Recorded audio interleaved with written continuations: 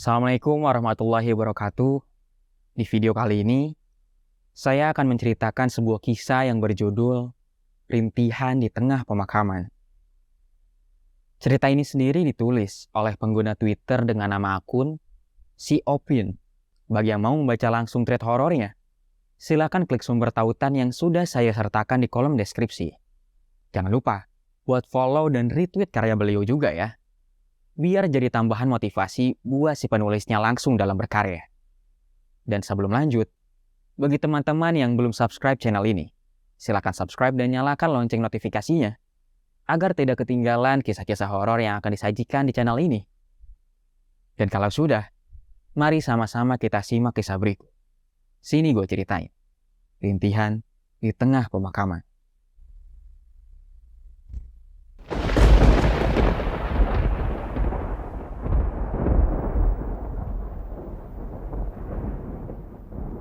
Cerita ini berdasarkan pengalamanku pribadi di tahun 2003. Saat aku masih duduk di bangku kelas 1 SMP. Lebih tepatnya saat masih tinggal di rumah peninggalan keluarga almarhum ayahku di Bandung. Rumah yang sederhana namun cukup nyaman. Walaupun tepat di depan rumahku itu terdapat area komplek pemakaman Kristen yang cukup luas dan cukup terkenal di Bandung. Jarak antara rumahku ke area pemakamannya tidak jauh, hanya terpisahkan oleh jalan pemukiman kecil dan barisan pohon-pohon besar yang sengaja ditanam untuk membatasi area pemakaman dan pemukiman warga. Bahkan menurut cerita ayahku, pohon-pohon ini berumur sangat tua. Bahkan katanya pohonnya sudah ada sebelum rumah kami dibangun. Wajar saja area komplek pemakamannya pun memang sudah tua. Jadi wajar juga kalau banyak pohon-pohon besar berumur tua menghiasi komplek pemakaman ini. Sebenarnya tinggal di sebuah rumah yang berseberangan langsung dengan komplek pemakaman sejak kecil bukanlah hal yang terlalu menyeramkan buatku pribadi. Malah sejak kecil aku dan teman-temanku terbiasa bermain di area pemakaman. Kadang kami suka main kelereng, main layang-layang, bahkan bermain petak umpet. Dan terkadang ada candaan yang muncul saat bermain petak umpet, kalau ngumpetnya itu jangan kejauhan, nanti diumpetin setan. Ya mungkin itu hanyalah sebuah candaan, tapi terkadang beberapa anak pun mempercayainya. Tapi walaupun aku dan teman-temanku terbiasa bermain di area komplek pemakaman ini, tetap saja bagi beberapa orang dan beberapa tetanggaku menganggap bahwa komplek pemakaman ini tetap menyeramkan, apalagi kalau sudah memasuki jam-jam malam. Singkat cerita, sampailah di mana pengalaman yang menyeramkan yang aku alami ini terjadi. Sebuah pengalaman yang tidak akan pernah aku lupakan sampai sekarang. Di sebuah malam di mana aku melaksanakan tugas harian dari ibu yang harus aku kerjakan di setiap harinya, yaitu mengisi tempat pemampungan air di kamar mandi. Kebetulan daerah tempat tinggalku itu sulit mendapatkan pasokan air untuk kebutuhan sehari-hari. Jadi seluruh warga tempat tinggalku dulu itu hanya bisa mendapatkan air dari program pemerintah yang disediakan, termasuk kebutuhan air di rumahku saat itu. Jadi mau tidak mau, setiap harinya aku harus menampung air untuk kebutuhan di rumah. Itu pun keluar airnya biasanya di atas jam 10 malam sampai subuh. Katanya harus bergiliran sama kelurahan lain. Dan sialnya, jatah air di daerah rumahku itu kebagian di jam malam. Bahkan tidak jarang, airnya itu keluar ketika sudah lewat tengah malam. Kebetulan saat aku kelas 1 SMP, aku masuk sekolah jam 12 siang. Jadi ibu memberikan tugas ini padaku. Ya, tugas yang mulia, membantu pekerja rumah demi mencukupi kebutuhan.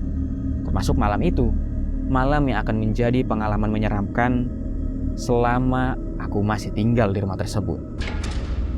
Kebiasaan deh, padahal udah jam 11 lewat, tapi airnya belum juga keluar. Ucapku sedikit kesal karena sudah sejam lebih menunggu air yang tak kunjung keluar. Karena terasa membosankan, aku pun berinisiatif membuat secangkir teh untuk menemaniku di keheningan malam itu. Setelah selesai membuat teh, akhirnya aku pun menuju teras untuk menikmati suasana malam dan secangkir teh yang sudah kubuat.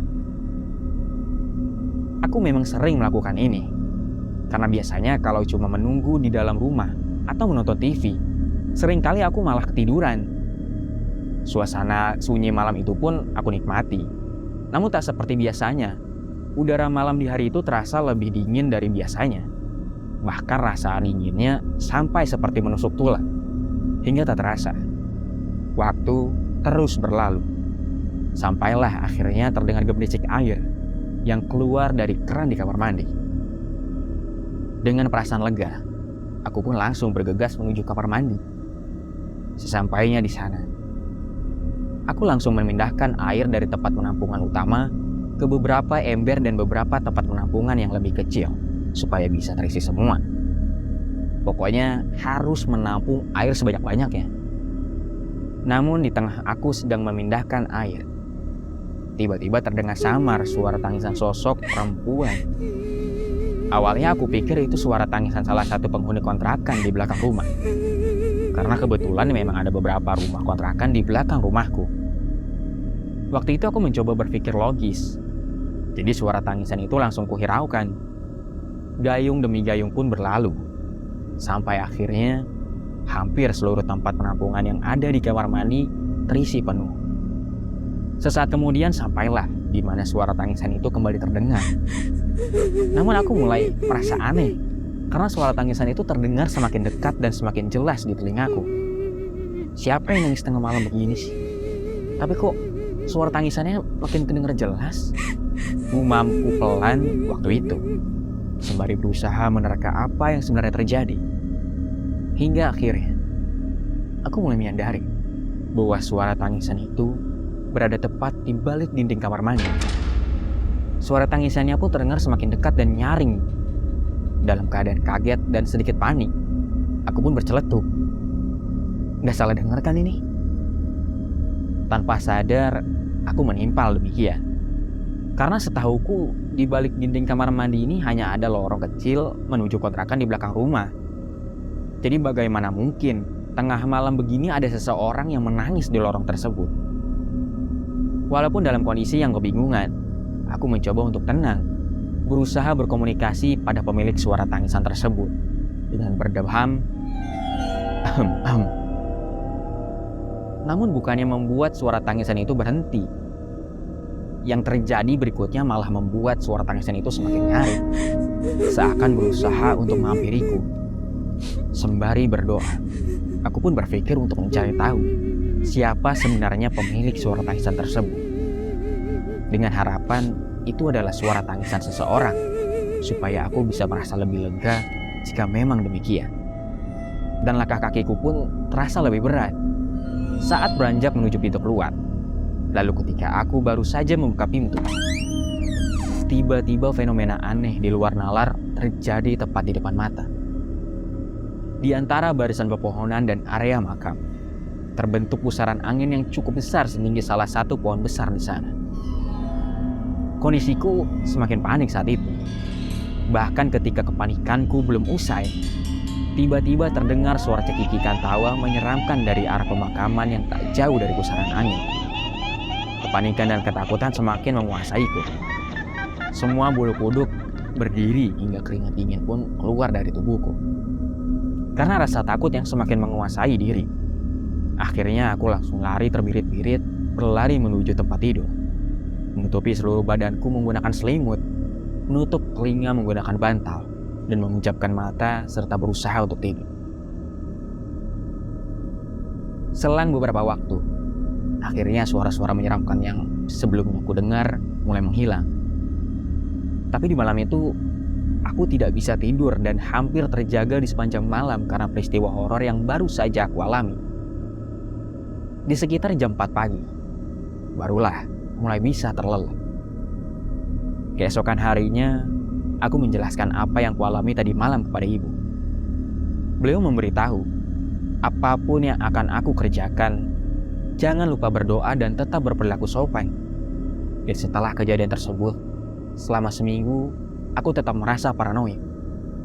Tapi beruntung, aku tak pernah mengalami hal menyeramkan itu lagi ketika mengisi air. Dan itu pasti karena aku tak pernah berhenti berdoa saat mengerjakan tugas tersebut.